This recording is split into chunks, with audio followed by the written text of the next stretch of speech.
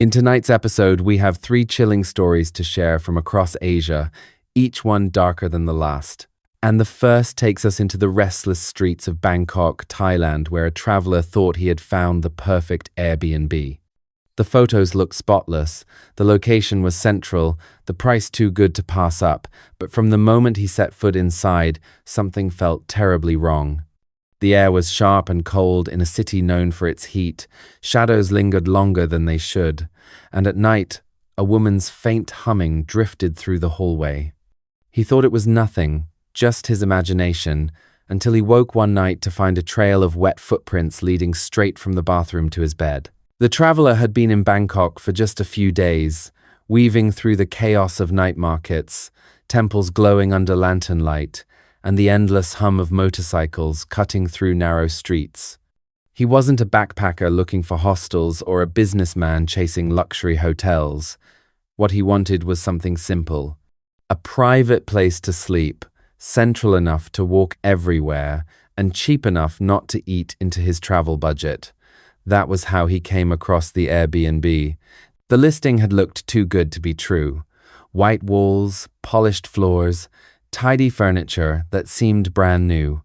The photos promised a clean, modern apartment tucked into a quiet side street, away from the noise but still close to the heart of the city. The reviews were vague but decent, most people mentioning its affordability and location. But buried between the lines were comments that felt off.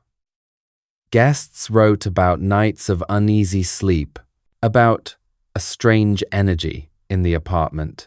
One simply said, "We couldn't finish our stay." He had laughed those warnings off. Superstition, he thought. Every city had its stories. He arrived late in the evening, suitcase in one hand, phone in the other, the blue dot guiding him through twisting alleys until he stood at a narrow building wedged between a shuttered tailor shop and a dim noodle stand. From the outside, it looked harmless, even ordinary. Just another concrete apartment block in a city overflowing with them. The host had left the keys in a lockbox, so there was no one to greet him. No friendly smile, no explanation. Just silence as he pushed open the heavy door and stepped inside. The air hit him immediately. Bangkok was hot, heavy, and humid, but here it was different. The moment he crossed the threshold, the temperature dropped. A coolness clung to his skin, sharp enough to make him shiver.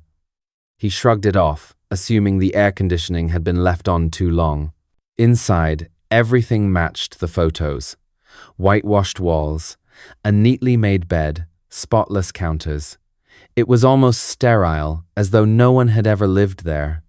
He placed his bag by the wall, turned on the lights, and walked slowly through the rooms.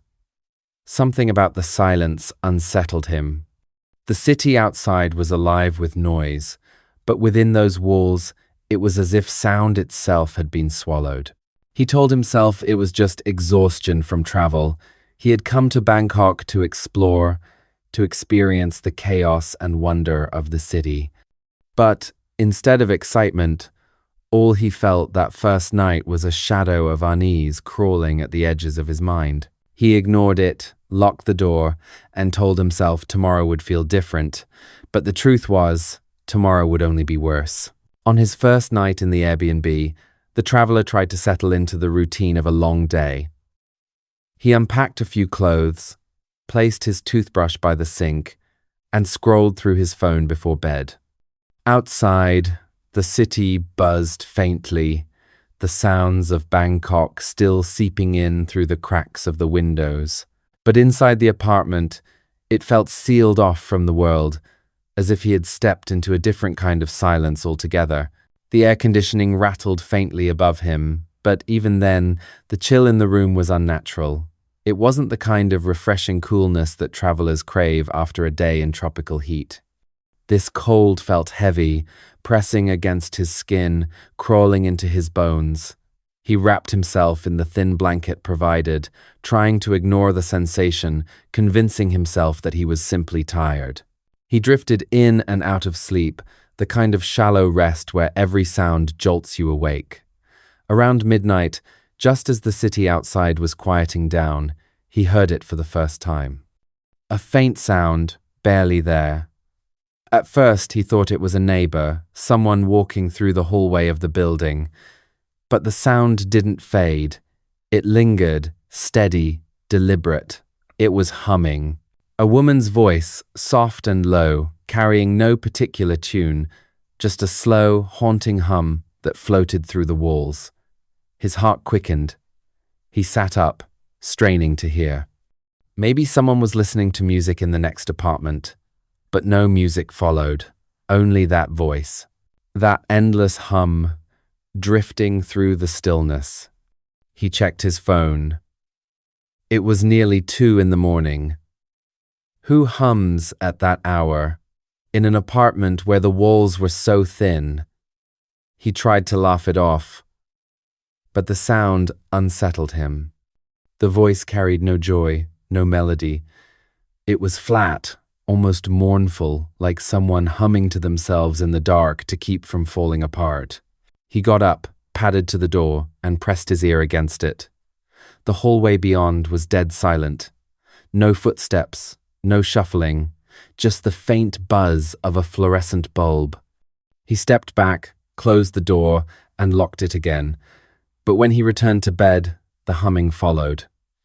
It was softer now, as if it had seeped into the apartment itself. He told himself it was just in his head, a trick of exhaustion. Eventually, he forced himself to lie back down, clutching the blanket, until his body gave in and he slipped into a restless sleep. But the peace didn't last long. When he awoke, it was still dark. The first thing he noticed was the smell. Damp, faint, but sharp enough to make him wrinkle his nose, like water that had been sitting too long in a bathroom drain. He sat up, confused. Then his eyes fell on the floor. There were footprints, small, wet, and glistening under the faint light coming from the street outside. They trailed from the bathroom door, across the tiles, and stopped at the edge of his bed. His chest tightened as he leaned closer. The prints were clear, toes splayed, water still dripping. But the bathroom floor was dry. He froze, staring at them, waiting for some kind of explanation to appear. Had he stepped in something? But they weren't his. The size was smaller, the shape delicate, unmistakably a woman's. He swallowed hard, his skin prickling, the cold in the air pressing down even heavier. The humming had stopped, but the silence felt worse. He didn't move. He didn't dare. Something had been in the apartment, and it had stopped right by his bed. He wanted to believe it was a dream, but the water on the floor told him otherwise. He sat there, wide-eyed, listening to the nothingness, waiting for the sun to rise. That was the first night, and already the apartment felt less like a safe place to sleep and more like a trap he had willingly walked into. And deep down, he knew the strange reviews he had ignored were not exaggerations. They were warnings. The next day, he tried to shake off what had happened. Morning light had a way of making things seem harmless, and by the time he stepped out into the chaos of Bangkok, the memory of those wet footprints already felt like something half-dreamed. He wandered through temples, bargained for trinkets at markets, and ate steaming bowls of noodles on plastic stools. By the time he returned to the Airbnb in the evening, he almost convinced himself it had all been in his imagination. But the moment he unlocked the door, that same unnatural chill returned. It wasn't just cool from the air conditioning, it was sharp, biting, as though the walls themselves had been drained of warmth. He closed the door quickly, not wanting to let the city's sounds escape, and stood in the silence. That night, the humming returned. Louder, closer, no longer muffled by the walls.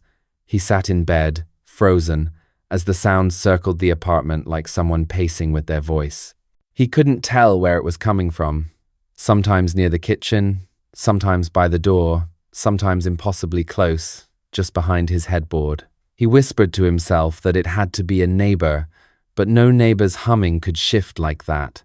Then another sound joined in, the faint creak of footsteps moving across the wooden floorboards. He bolted upright, heart pounding, eyes scanning the apartment. No one was there. But the sound kept going. Step by step, closer and closer, until the humming abruptly cut off. The silence that followed was worse. He didn't sleep that night. He left the lights on and sat awake, staring at the bathroom door, waiting for something to happen. Nothing came, but the unease burrowed deeper into him. The following afternoon, he bumped into a neighbor while leaving the building. An older woman carrying a plastic bag of groceries looked at him strangely, as though she already knew where he was staying. He smiled politely, trying to make small talk, but when he mentioned the Airbnb unit, her expression shifted. Her lips pressed into a thin line, and she muttered in Thai, words he didn't understand, but her tone was unmistakably warning. Then she shook her head quickly, as if she had said too much, and walked away without looking back. That night, the strangest thing happened yet. He woke suddenly in the early hours, not to humming this time, but to the sound of running water. The bathroom tap was on, water gushing into the sink. He crept toward it, every nerve in his body tense, and turned the handle. The water stopped. The room fell silent again. But when he looked up, the mirror above the sink was fogged over, though the air was ice cold, and there, written faintly in the condensation, were letters. English letters, shaky and uneven, but clear enough to read. "Stay with me." His blood ran cold. This was no dream, no trick of exhaustion. Something in that apartment was aware of him, something that wanted him there. And for the first time since he arrived, he realized leaving might not be as simple as walking out the door. He had barely slept, every sound in the apartment setting his nerves on edge. By the third night, exhaustion was painted across his face, but fear kept his eyes wide open. He left the lights burning in every room, the television running low for background noise, but nothing could mask the feeling that he was not alone. It began around 2 in the morning, a soft knock at the door, 3 slow, deliberate raps that echoed through the silence. He froze in place, breath caught in his throat. No one had any reason to visit him at this hour. The host had already messaged days earlier saying he would not stop by. Slowly, he moved toward the door, peering through the peephole. The hallway was empty. The knocking came again, louder this time, rattling the thin wood. He yanked the chain across the lock and whispered into the silence, trying to convince himself it was nothing. But then, just as suddenly as it had started, the knocking stopped. He backed away, retreating toward the bed, when the air shifted. The temperature plummeted so fast he could see his own breath in the glow of the lamp. And then he heard it, the humming. Louder than ever, filling every corner of the apartment. A woman's voice, but distorted, stretched, as if she were inside the walls themselves. The lights began to flicker. The hum rose into a wail, long and piercing, vibrating through the air like the cry of someone in unbearable grief. He clutched his head, trying to block it out, but the sound crawled under his skin. Then came the footsteps. Not soft this time, but sharp, wet slaps against the floor, racing from the bathroom toward him. He stumbled back, eyes locked on the darkened doorway, when the figure emerged. At first, it looked like water dripping from the frame, pooling onto the tiles. Then, out of the darkness, a shape formed. A woman, her hair long and matted, her clothes soaked through as if she had just stepped from a river. Her face was pale, features blurred as though water still ran across her skin, and her eyes, empty, hollow sockets, fixed directly on him. She stepped forward, leaving a trail of wet footprints that hissed against the floor in the cold air. Each step brought her closer, the humming now replaced with a whisper, words he couldn't understand, repeated again and again. He pressed himself against the wall, heart slamming in his chest, too terrified to move. The woman stopped just a few feet away, head tilted slightly, dripping water onto the floor. Then, In a voice that was broken, almost childlike, she spoke. "You're here, finally." The words cut into him, confirming everything he had feared. She wasn't just haunting the apartment, she was waiting. And now, she had chosen him. In that moment, he understood the warnings in the reviews, the neighbor's hushed reaction, the message on the mirror. None of it had been exaggeration. This wasn't just a bad energy or sleepless nights. This was a presence, a spirit that refused to let go. And as she reached out her hand, wet fingers dripping toward his face, he realized the apartment wasn't simply haunted. It was a trap. He stumbled backward, narrowly avoiding her outstretched hand, and in a burst of desperation darted past the figure. The apartment door felt impossibly far away, but somehow he managed to wrench it open and spill into the hallway. The light there was brighter, more human, and when he looked back, the figure was gone. Only a dark trail of wet footprints remained, seeping back into the apartment as if being pulled by unseen hands. Heart hammering, he fled down the stairwell and out into the humid Bangkok night. The heat outside felt like salvation, clinging to his skin in stark contrast to the frozen air of the apartment. He didn't stop running until he reached the street, where neon signs buzzed and a tuk-tuk driver shouted for fares. Only then did he slow, trying to catch his breath, trying to make sense of what he had seen. The next morning, with the sun high and tourists pouring through the streets, he forced himself to return. He needed his belongings, and more than that, he needed answers. On his way inside, he noticed the same elderly neighbor from before, the one who had warned him with her silence. This time, she didn't turn away when he greeted her. Instead, she glanced around nervously, lowered her voice, and asked him if he had heard her. Her. The woman. He nodded, throat dry, and the neighbor sighed heavily, as if she had been waiting for confirmation. Years ago, she explained, a young woman had lived in that very apartment. She had been engaged to marry, full of plans for the future, but tragedy had struck. One night, she was found lifeless in the bathroom. The circumstances were murky. Some whispered it was an accident. Others believed it was despair. But what everyone agreed on was this: her spirit never left.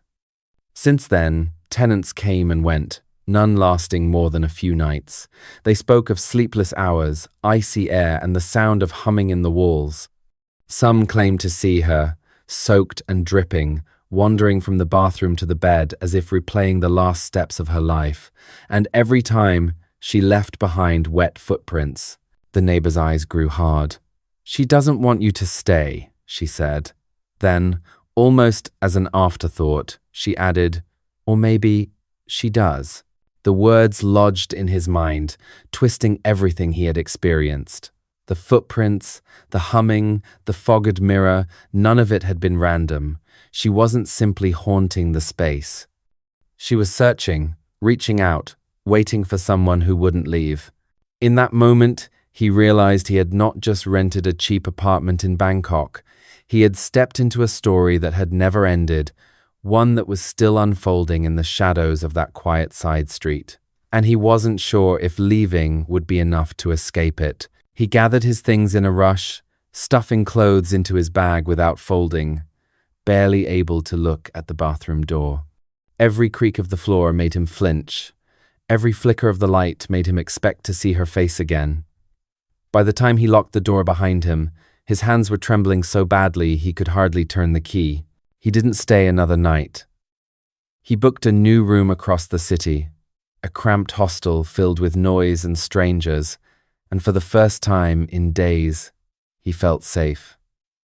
But safe didn't mean free. That night, as he tried to sleep in the crowded dormitory, the air grew cold again. Not freezing like before, but cold enough for goosebumps to rise along his arms. And somewhere, faint beneath the chatter of the city outside, he thought he heard it, the same low humming. He sat up, wide-eyed, scanning the darkened room. The other guests slept soundly, unbothered. Only he seemed to hear it. The hum was soft, almost patient, like a reminder. Stay with me. The words he had seen on the mirror replayed in his mind. His throat tightened as he realized something he hadn't dared consider until now. He had left the apartment. But what if she hadn't stayed behind? The next morning, he checked out early, his bag slung over his shoulder, his face pale. He never returned to that Airbnb, never even walked down that street again.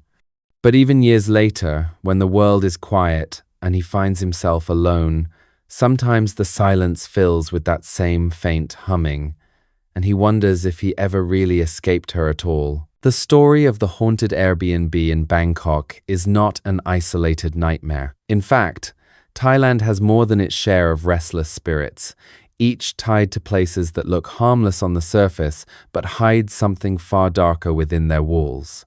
From the capital's busy streets to the quieter charm of the north, travelers whisper about rooms you should never book, hotels you should never trust. Because sometimes it isn't the price or the location that matters, it's the history that lingers there. And our next story takes us to Chiang Mai, a budget hotel near the old city, where one particular room has become infamous among both guests and staff. A room so cursed, even changing its number hasn't been enough to bury its past. The traveler had made his way north to Chiang Mai, the old city of temples, night bazaars, and misty mountains. Unlike the chaos of Bangkok, Chiang Mai felt calmer, slower, a place where ancient walls still stood and lanterns glowed softly above winding streets. He wanted a few quiet nights here, to explore the temples by day and wander the markets by evening. His budget was tight, so instead of a polished resort, he booked a no-frills hotel just outside the old city walls. The listing promised clean rooms, a central location, and unbeatable rates. Nothing fancy, nothing extravagant, exactly what he thought he needed. The lobby was faded, its potted plants wilting, the wallpaper peeling in strips, but it was serviceable. The kind of place 100 backpackers passed through every week.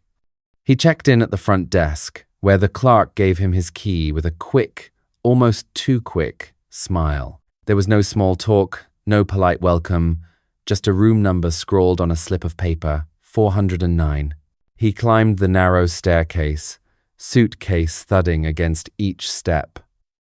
The hall smelled faintly of cleaning chemicals, though it didn't mask the older scent of damp wood. Room 409 waited at the far end, its door plaque hanging crookedly by one screw. He paused for a moment, staring at the numbers, unsure why they made his stomach tighten. Then he slid the key in, turned the lock, and pushed open the door. Inside, the room was plain, almost aggressively ordinary. White sheets stretched tight across the bed, a wooden desk against the wall, and heavy curtains that blocked out the light. The bathroom door stood ajar, a ceiling fan spinning lazily above. Nothing about it looked threatening. If anything, it looked tired, worn by years of travelers coming and going. And yet, from the first step inside, the atmosphere felt heavier. The air was cool, but not from the fan or the window unit. It was the kind of coolness that seemed to seep from the walls themselves, pressing down on the skin, filling the lungs with something damp and stale. He told himself it was nothing, just the smell of old pipes or mildew. Still, he hesitated before setting his bag down. He had no reason to feel uneasy. It was just another cheap hotel, another bed for another night on the road. But as he shut the door behind him, the sound of the lock clicking echoed louder than it should have, like the room was swallowing the noise whole. And for a brief moment, standing there, alone, he couldn't shake the sense that he had just stepped into a place that didn't want him there. The first night in room 409 began innocently enough. The traveler unpacked a few things, changed clothes, and stretched out on the stiff mattress, grateful for a moment of rest after a long day of exploring Chiang Mai. Outside, the city quieted into a low hum. Lanterns flickered in the old city, mopeds rattled past, and eventually the noise dulled to the kind of calm you rarely found in Bangkok. But inside the room, the silence was different. It wasn't peaceful, it was suffocating, like the air itself was listening. He lay awake longer than expected, staring at the ceiling fan above. The fan blades cut through the darkness, wobbling slightly with each turn. The sound of their creak echoed louder than it should have, as if the whole room was tuned to the noise. Finally, sometime past midnight, he drifted into a shallow sleep. That was when the first sound pulled him awake. Drip. It was faint, but unmistakable. Water. He rolled over, listening. Drip, drip. The sound was coming from the bathroom. He frowned, annoyed. Perhaps the faucet hadn't been closed properly. He shuffled out of bed, feet cold against the tile floor, and pushed open the bathroom door. The sink was dry. The shower was dry. The faucet handles were tightly shut. The sound had stopped the moment he entered, leaving the room in stillness. He stood there a moment longer, waiting, but nothing came. Finally, he shrugged it off, muttered to himself about leaky pipes, and returned to bed. Minutes later, just as his breathing began to steady, the sound returned. Drip, drip. He sat up sharply, heart beginning to quicken. The bathroom door was open, the lights still on, yet no water was running. And then he noticed something else, a darker stain spreading slowly across the ceiling above the bed.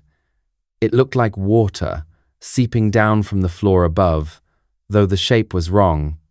Not a round patch, but elongated, almost like a shadow stretched across the plaster. He blinked, staring at it, trying to convince himself it was just dampness. But the longer he looked, the more it resembled something else. It looked like the outline of a body. He rubbed his eyes, sat up, even turned on the lamp by the bed. The light did nothing to erase the stain. It just hung there above him, dark and wet, dripping onto the edges of the sheet. He leapt out of bed, dragging the blanket with him, his pulse racing. He wanted to go down to the front desk, demand another room, but something stopped him. A hesitation. Maybe it was pride, maybe it was exhaustion, but instead he pulled the chair from the desk and sat there, staring at the ceiling. The stain seemed to pulse faintly, as if it were alive. And then came the sound. Not dripping this time. Something else. A harsh, ragged gasp. A choking sound, muffled, like someone strangling for air. It came from nowhere and everywhere at once. His skin crawled, his breath stuck in his throat. He backed toward the door, but the sound followed him, growing louder, closer, filling every corner of the room. He pressed his back against the wall, wide-eyed, as the ceiling fan above continued to turn, slow and steady. The choking stopped suddenly, leaving only silence. But the silence was worse. It left him with the chilling certainty that he wasn't the only one in room 409. Something else was here. And whatever it was watching. The traveler barely slept after that first night. Every time he closed his eyes, he heard it again, the faint drip from nowhere, the choking gasp that rattled through the room like an invisible presence struggling for breath. By morning, he convinced himself it had to be a plumbing issue, maybe a water tank above his ceiling. But when he checked the bathroom again, everything was dry. The stain on the ceiling had vanished as if it had never been there. Shaken but determined not to ruin his trip, he went downstairs for breakfast. The dining room was nearly empty, just a few travelers hunched over bowls of rice porridge. When the receptionist passed by, he casually mentioned the dripping noise in room 409, hoping for some explanation. The clerk froze for half a second, her eyes flicking up from the stack of papers in her hand. Then she forced a smile, shrugged, and said, "Old building, pipes make strange sounds." She said it too quickly, like a rehearsed answer. Later that afternoon, as he returned from exploring temples, he ran into a housekeeper in the hall. A young woman pushing a cart stacked with fresh linens and cleaning supplies. He nodded politely and mentioned his room number. Her reaction was immediate. She stopped, grip tightening on the handle of the cart, her face draining of color. 409, she repeated under her breath, then she shook her head firmly. I don't go in there alone. Before he could ask what she meant, she pushed the cart swiftly down the hall, avoiding his eyes. That evening, the atmosphere in the room felt even heavier. The moment he opened the door, a rush of cold air brushed against him, as though the room had been waiting. He tried to distract himself with his phone, scrolling through messages, but the silence pressed in around him. It wasn't long before the strange activity began again. First came the faint smell. Not mildew, not damp wood, but something sharp and metallic, like rust or dried blood. It seemed to seep from the bathroom, growing stronger until it coated his tongue. He lit a stick of incense he had bought at a temple earlier, hoping the smoke would mask it, but the smell only thickened. Then, just past midnight, the fighting began. Not his own, but voices, faint at first, then rising, echoing through the thin walls of the room, a man and a woman, arguing viciously. The words blurred, impossible to make out, but the tone was unmistakable. Anger, betrayal, heartbreak. He pressed his ear to the wall, but the voices didn't seem to come from the room next door. They came from inside his own. The argument cut off with a sudden crash, like furniture being overturned, and then silence. He stood frozen in place, every muscle tense, until a new sound emerged. A whisper. So close it could have been right behind his ear. A woman's voice. Low and trembling. Don't trust him. His blood ran cold. He spun around, but the room was empty. Only the ceiling fan turned lazily above, creaking with each wobble. The whisper replayed in his head. Don't trust him. Who was she warning him about? The hotel staff? The unseen man from the ghostly argument? Or was the warning meant for him alone? Either way, the message was clear. The room wasn't finished with him yet, and whatever story had played out here decades ago was far from over. By the third night in room 409, the traveler's nerves were frayed to the breaking point. He kept telling himself he would leave, check into another hotel, but every time morning came, some stubborn part of him insisted on staying. Maybe it was denial. Maybe curiosity. Maybe something in the room itself holding him there. That night, the temperature dropped the moment he turned the key in the lock. The hallway outside had been warm and humid, but inside was like stepping into a freezer. He shivered, breath fogging faintly in the glow of the lamp. The air was thick, heavy, and still. He sat on the bed fully dressed, suitcase half packed by the door, ready to run if he needed to. For a while, the silence held. No dripping, no whispers. He began to hope the haunting had ended, that he might get through the night, but then, just past 1 in the morning, the ceiling fan above him gave a long, groaning creak. He looked up. The blades had slowed, dragging heavily through the air. And then he saw it, the shadow on the ceiling again, darker this time, more defined. It stretched across the plaster like the outline of a hanging body. His chest tightened. He couldn't look away. The shadow swayed slowly, side to side, as though suspended from the spinning fan. And then came the sound, the same choking gasp he had heard before, louder now, ragged and desperate, echoing through the room. The bathroom door slammed shut on its own, the sound cracking through the silence like a gunshot. He jumped to his feet, heart racing, eyes darting from the ceiling to the door. The gasping grew louder, joined by the faint creak of rope under strain. His stomach turned, and then she appeared. At first, just a shimmer in the corner, a distortion in the air. Then, slowly, the figure of a woman emerged by the bathroom door. Her hair was long and black, hanging in tangled ropes over her face. She wore a dress stained and torn, her bare feet dripping onto the tiles. Her head lolled unnaturally to one side, as if her neck could no longer hold its weight. And her eyes, when she lifted her face, burned with something beyond anger. The traveler backed away, his body pressed against the far wall, every instinct screaming to run, but his legs wouldn't move. The woman stepped forward, dragging herself into the room, leaving wet streaks across the floor. Her voice was a rasp, broken and venomous. "He left me, but you will stay." The words shattered what little courage he had left. This wasn't a harmless echo of tragedy. This spirit wasn't bound to replay her suffering. She was aware. She was furious. And she had chosen him as her target. In that instant, everything he thought he knew about the room shifted. It wasn't just haunted. It was alive, a trap feeding on pain and fear.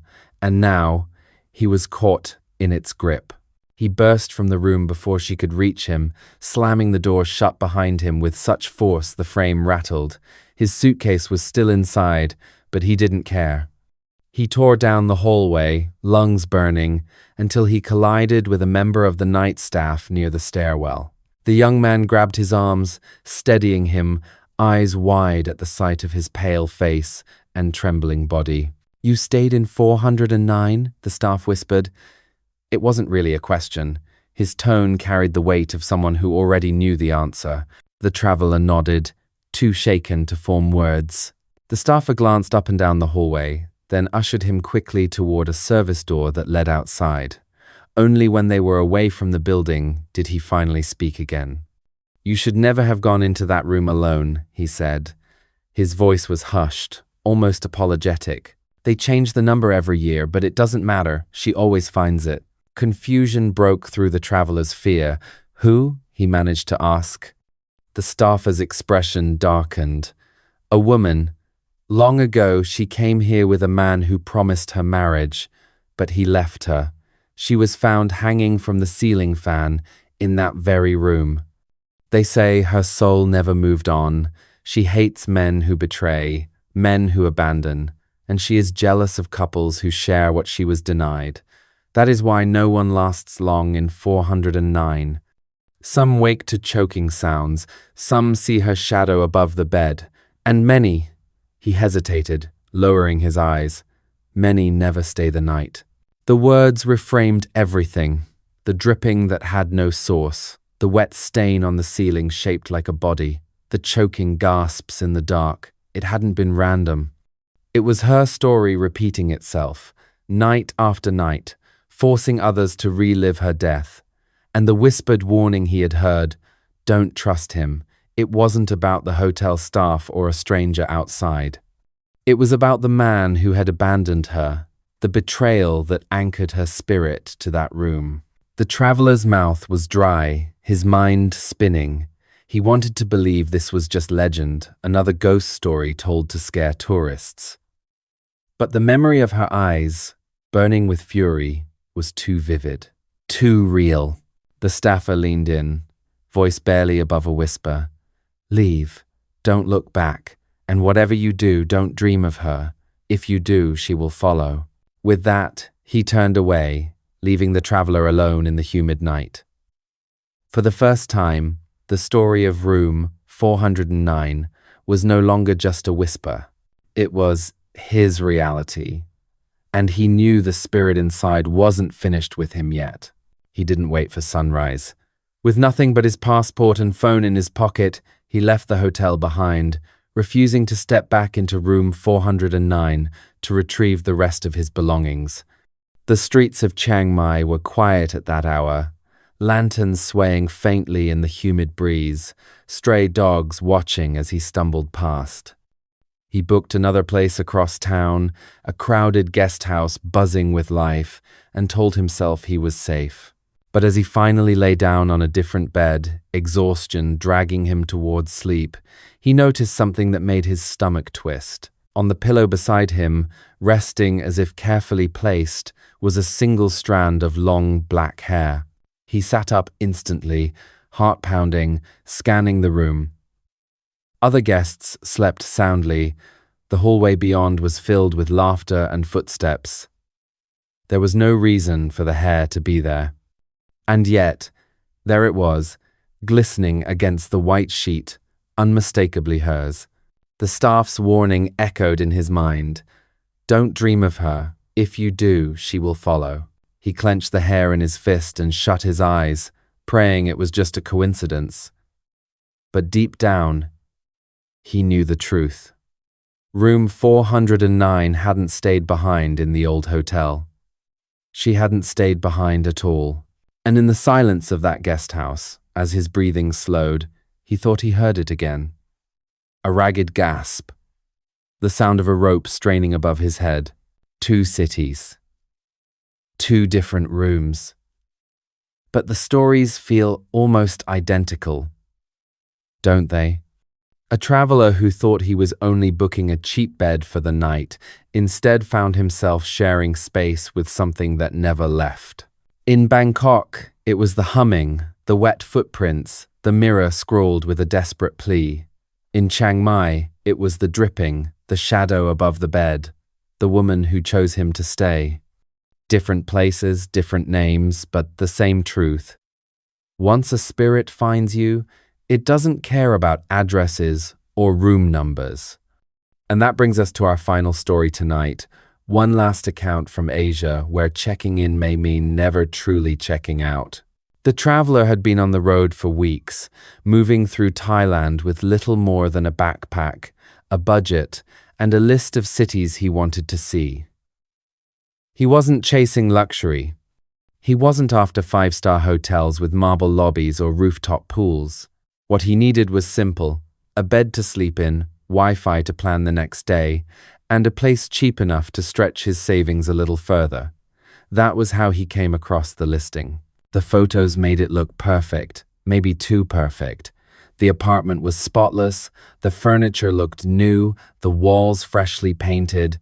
Bright lights spilled through wide windows, and the description promised a central location with easy access to transport. But what caught his attention most was the price. It was a fraction of what others were charging in the same area. The reviews weren't detailed, but most of them were vaguely positive. A few mentioned strange energy or restless nights, but he laughed it off. Superstition, he thought. Travelers exaggerating.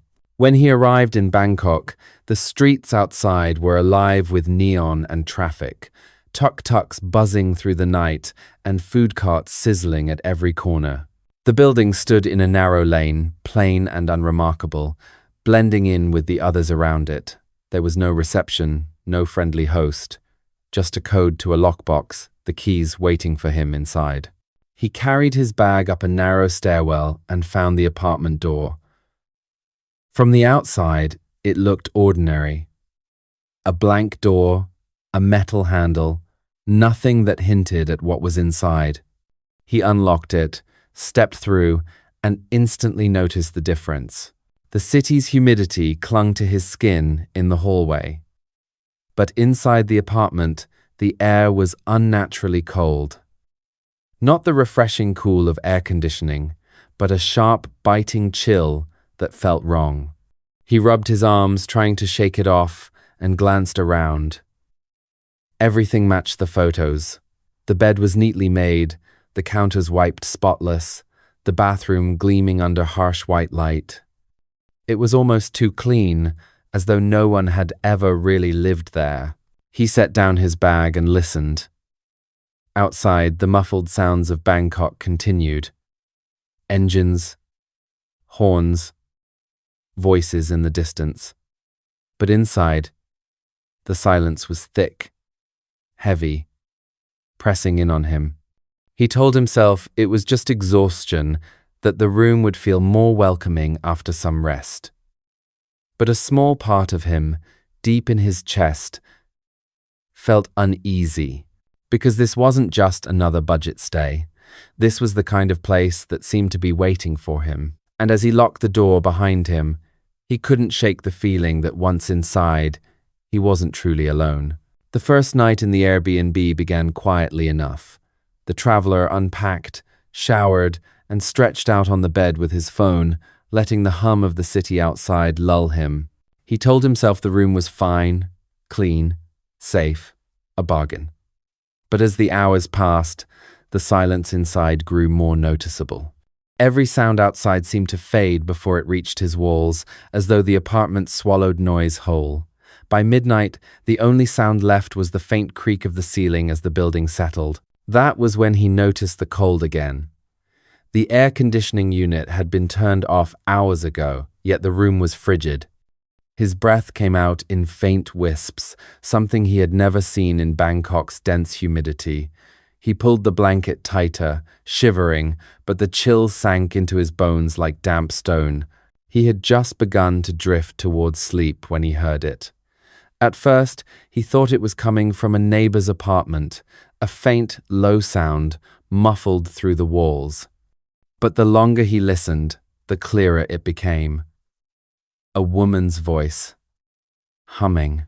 The sound was soft, almost soothing at first, a simple note drawn out and repeated, as if someone were lost in thought. He sat up, straining to hear, telling himself it had to be music from another unit.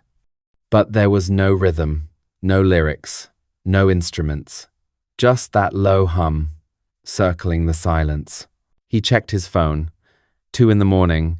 The sound grew stronger, less like something filtered through walls and more like something inside the room itself. His chest tightened. He switched on the bedside lamp, casting a harsh glow across the white walls. The sound continued, uninterrupted.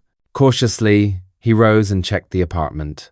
The bathroom was empty, the small kitchen bare, the closet door open and vacant. Yet, the humming seemed to follow him, always close, never quite coming from one direction.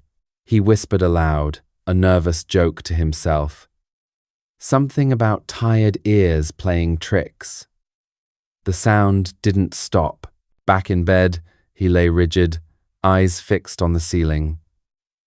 The humming finally faded after what felt like hours, leaving only the heavy silence. Exhaustion dragged him under, and he slipped into an uneasy sleep. When he woke again, it was still dark. A faint smell reached him first, damp, like stagnant water. He wrinkled his nose, sat up, and froze. Across the tile floor stretched a line of wet footprints, small, delicate, the shape of bare feet. They glistened in the dim light from the street outside, leading from the bathroom door to the edge of his bed. His breath caught. Slowly, he leaned forward, eyes fixed on the prints. They weren't his. They were too small, too narrow. He swung his legs off the bed, touched the tiles, dry. The bathroom floor was dry too, spotless. Yet the footprints remained, gleaming, fresh, as though someone had just stepped from water. His mind raced for explanations, a leak, a trick of light, but nothing explained the shape, the weight, the undeniable pattern of feet. And the worst part wasn't where they began. It was where they ended, right beside his bed. He sat motionless, skin prickling, as if waiting for the air itself to move. Nothing happened, but he knew with a cold certainty that something had been there, something that had come closer than he ever wanted it to.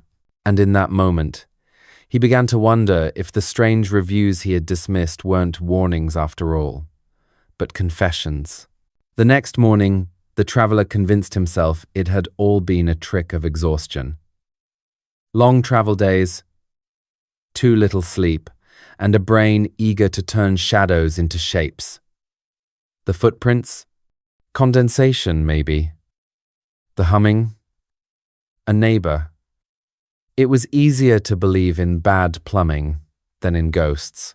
Still, the thought gnawed at him all day as he wandered through Bangkok's crowded streets. He caught himself scanning reflections in shop windows, glancing at puddles near curbs, half expecting to see footprints trailing behind him. By evening, he tried to shake the unease with street food and noise, but when he returned to the apartment, the air inside felt colder than ever, thick with a silence that seemed to close in around him. That night, the humming returned, louder, clearer, no longer muffled, but sharp, as if the walls themselves carried the sound. He pressed his ear against the plaster, but the voice shifted, slipping away the moment he tried to locate it. It circled him, always close, never still. This time the tone was different too, not soft or soothing, but strained, as though forcing itself out. He shut himself in the bedroom, lights blazing, and tried to distract himself with his phone. That was when the faucet turned on by itself. The rush of water burst suddenly from the bathroom, echoing through the tiny apartment. He jumped to his feet, heart slamming, and rushed inside. The sink was overflowing with ice-cold water, splashing onto the tiles. He twisted the handle shut, breath ragged. Slowly, he looked up and froze. The bathroom mirror was fogged over, though the room itself was freezing. And on the glass, written in long, uneven strokes, were 3 words. "Stay with me." He staggered back, pulse hammering in his ears. His phone slipped from his hand, clattering against the tiles. He wanted to run, but his legs wouldn't move. The next morning, determined not to spend another night alone, he approached a neighbor in the stairwell. An older man carrying a bag of groceries paused when the traveler mentioned the unit. His expression shifted instantly. He leaned in, his voice barely above a whisper. "She died there," the neighbor said in accented English. "Young woman, bathroom. Years ago." He shook his head quickly, then added, "Don't stay. She doesn't let go." The traveler froze. It was the first confirmation, the first solid clue that the strange experiences weren't his imagination. Someone else knew, someone else believed. But the neighbor offered no comfort, only a nervous glance toward the apartment door before hurrying away, leaving the warning hanging in the humid air.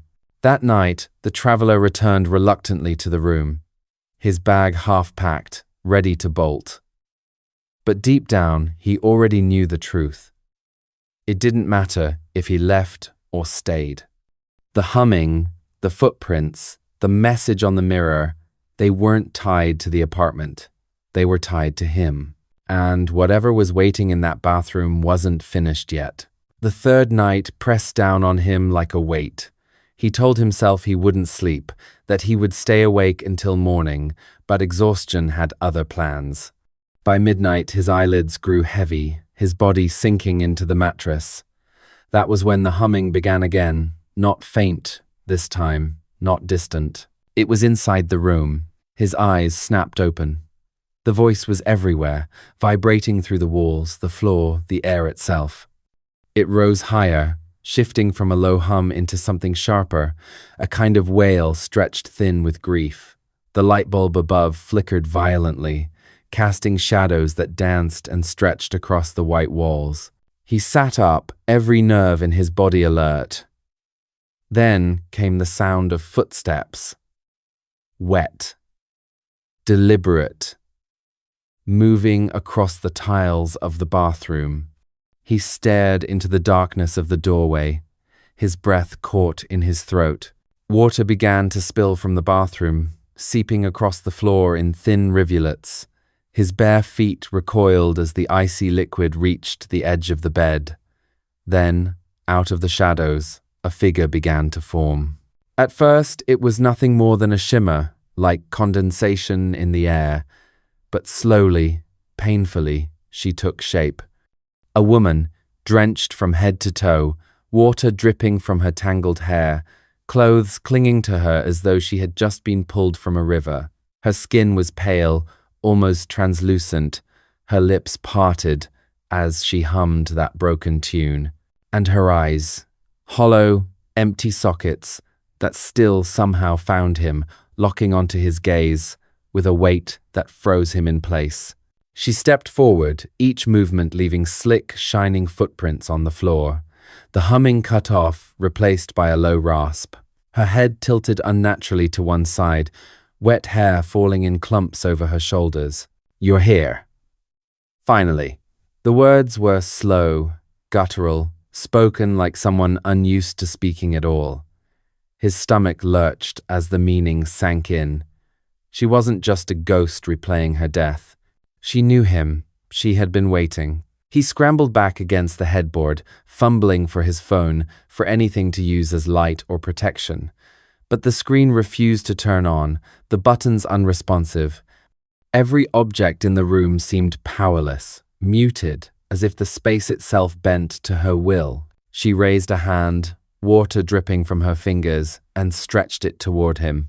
He pressed himself harder against the wall, shaking his head, whispering "no" over and over, but his voice barely rose above a breath. The air thickened, freezing cold stabbing through his chest. The humming returned, softer now, almost tender. She was closer than before, close enough for him to see the faint marks around her neck, the bruises of a rope that had once tightened there. The realization hit him all at once, reframing everything, the wet footprints, the dripping, the mirror's message. This wasn't haunting, this was invitation. And she wasn't asking, she was choosing. He broke free in a blind rush, slipping past her dripping figure and crashing through the door into the hallway. His footsteps thundered down the narrow stairs, heart hammering so hard it drowned out every other sound. By the time he burst into the street, the humid night air of Bangkok felt like fire against his frozen skin. He didn't stop running until neon lights and the voices of strangers surrounded him, grounding him back in the world of the living. The next morning, his body still trembling, he returned to collect what little he had left in the apartment. But as he lingered outside the building, he noticed a neighbor sweeping the steps of a nearby shop. An older woman, her eyes sharp and cautious, watching him with a kind of knowing expression. "You stayed there?" she asked quietly. He nodded, unable to form more than that. Her lips pressed into a thin line, and she shook her head. "A girl died there, long ago. In that unit. She lived with a man who promised her marriage. He left her. She never left the room." The traveler's stomach dropped. The wet footprints, the bruises he'd seen on her ghostly neck, the message on the mirror. It all aligned now, not random fragments of fear, but pieces of her story replaying through him. "She was found in the bathroom," the woman continued. "Drowned. Some say she took her own life. Others say he pushed her. But either way, her spirit is trapped. She hates to be alone. Anyone who stays there becomes her companion for as long as she can hold them." The words pierced through him, reframing every moment of unease he had tried to dismiss. The humming wasn't simply a ghost's aimless tune. It was her voice, filling the silence left behind. The footprints weren't a mindless trick of water. They were proof of her presence, walking the path she had taken the night she died. And "stay with me" wasn't just a warning. It was a demand. The woman looked at him with pity. Others left before sunrise. Some never came back. "You were wise to run." She paused, her broom still in her hands. "But she knows you now. Be careful." Her words lingered long after he left the street. The apartment, the story, the figure in the bathroom, they weren't behind him. They had followed him into his thoughts, into his very skin. And deep down, he realized the humming in the night hadn't stopped because he left the room. It had stopped because it had found him. He didn't go back for the rest of his things. The thought of stepping into that apartment again made his chest tighten with panic. Instead, he booked a cramped hostel across town, one filled with chatter, neon light spilling through the windows, and the constant thud of footsteps in the hallway. Noise had never felt so comforting. That night, for the first time in days, he began to relax. Surrounded by strangers, tucked into a bunk bed, he told himself it was over. The apartment was behind him. The spirit was behind him. But just as sleep began to take him, he froze. The air shifted. A faint chill spread across the room, brushing over his arms. From somewhere in the dark, almost drowned out by the snoring of another guest, came a sound he knew too well. A low, steady humming. He sat up, heart racing, eyes darting from bunk to bunk. Everyone else slept soundly, only he seemed to hear it. The sound grew clearer, patient, familiar. The same voice that had echoed through the walls of the Airbnb. The same voice that had whispered to him in the cold. His mouth went dry as he remembered the neighbor's warning. "She knows you now." Slowly, he looked down at his pillow. Lying across the white sheet was a single strand of long, black hair. He clutched it in his fist, stomach twisting, as the humming swelled softly around him. Leaving the room hadn't saved him. She had followed.